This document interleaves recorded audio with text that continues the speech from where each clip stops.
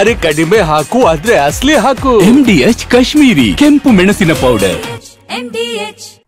ಮಹಾರಾಷ್ಟ್ರದಲ್ಲಿ ಸುರಿಯುತ್ತಿರೋ ಭಾರೀ ಮಳೆಯ ಎಫೆಕ್ಟ್ ಕರ್ನಾಟಕದ ಮೇಲೂ ಆಗ್ತಿದೆ. ಭೀಮಾ ನದಿಗೆ ಹರಿದು ಬರ್ತಿರೋ ನೀರಿನಿಂದ 3 ಜಿಲ್ಲೆಗಳ ಜನ ಯಾವಾಗ ಏನಾಗುತ್ತೋ ಅಂತ ಆತಂಕದಲ್ಲೇ ಕಾಲ ಕಳೀತಿದ್ದಾರೆ.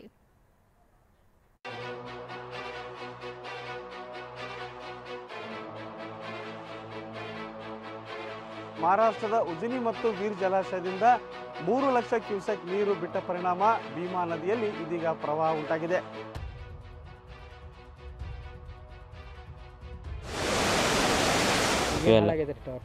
ಟೊಮೆಟೊ, ಉಳ್ಳಾಗಡ್ಡಿ, ಮೆಣಸಿನಕಾಯಿ ಎಲ್ಲ ಹಾಳಾಗ್ಯದ. ಮುಳುಗಿದ ವಿದ್ಯುತ್ ಕಂಬ, ದೇಗುಲ ಸಂಪೂರ್ಣ ಜಲಾವೃತ. ಎದೆಮಟ್ಟಕ್ಕೆ ನೀರು ಬಂದರೂ ಭಕ್ತರಿಂದ ಪೂಜೆ. ಜಮೀನುಗಳಂತೂ ನೀರಿನ ಮಧ್ಯೆ ಕಾಣದಂತಾಗಿವೆ. ಭೀಮಾ ನದಿಯ ಅಬ್ಬರಕ್ಕೆ 3 ಜಿಲ್ಲೆಗಳಲ್ಲಿ ಪ್ರವಾಹ ಉಂಟಾಗಿದೆ.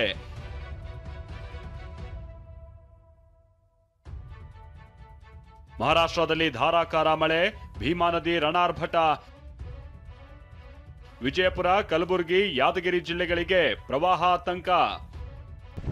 ಮಹಾರಾಷ್ಟ್ರದ ವಿವಿಧ ಭಾಗಗಳಲ್ಲಿ ಅಬ್ಬರದ ಮಳೆ ಬೀಳುತ್ತಾ ಇರೋದ್ರಿಂದ ಭೀಮಾ ನದಿಗೆ ಮಹಾರಾಷ್ಟ್ರದ ಉಜ್ನಿ, ವೀರ್, ಬೋರಿಹಳ್ಳ, ಸೀನಾ ಜಲಾಶಯಗಳಿಂದ 3 ಲಕ್ಷ ಕ್ಯೂಸೆಕ್ನಷ್ಟು ನೀರು ಬಿಡುಗಡೆ ಮಾಡಲಾಗಿದೆ.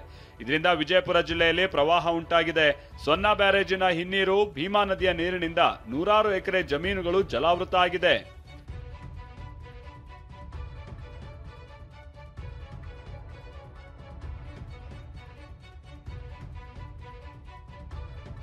ಅಲಮೇಲ ತಾಲೂಕಿನ ತಾರಾಪುರ, ಕಡಣಿ, ಕಡ್ಲೇವಾಡ, ಶಂಭೇವಾಡ ಗ್ರಾಮಗಳಲ್ಲಿಯೂ ಭೀಮೆಯ ಪ್ರವಾಹದ ಅಬ್ಬರ ಜೋರಾಗಿದೆ. ದೇವಣಗಾಂವ್ ಗ್ರಾಮದ ಆಂಜನೇಯ ದೇಗುಲ ಜಲಾವೃತವಾಗಿದೆ. ಭಕ್ತರು ಎದೆಮಟ್ಟದ ನೀರಿನಲ್ಲೇ ಬಂದು ಪೂಜೆ ಸಲ್ಲಿಸಿದ್ದಾರೆ. ಗ್ರಾಮದ ಹಲವು ಮನೆಗಳಿಗೂ ನೀರು ನುಗ್ಗಿ ಜನ ಪರದಾಡಿದ್ದಾರೆ.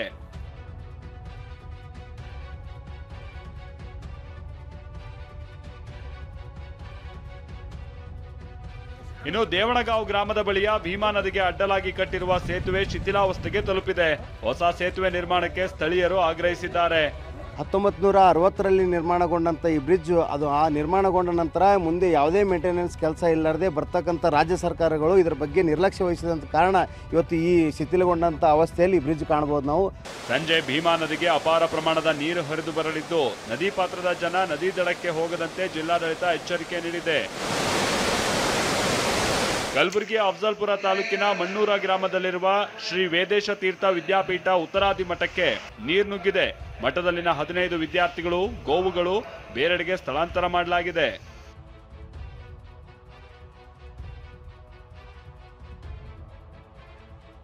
ಬೀದರ್ ಜಿಲ್ಲೆ ಬಸವ ಕಲ್ಯಾಣದಲ್ಲಿ ಮಳೆಯಿಂದ ಬೆಳೆ ಹಾನಿಗಿದೆ. Bureau report, TV9. MDH ನ ಕಿಚನ್ ಅಲ್ಲಿದ್ರೆ ನಾವು ಎಲ್ಲವನ್ನು ಮಾಡಬಹುದು. ಬೆಂಗನ್ ಕಾ ಬರ್ತಾ, ಆಲೂ ಗೋಬಿ, ಬಿಂಡಿ ಮಸಾಲಾ, ಇನ್ನೂ ಬಹಳಷ್ಟು.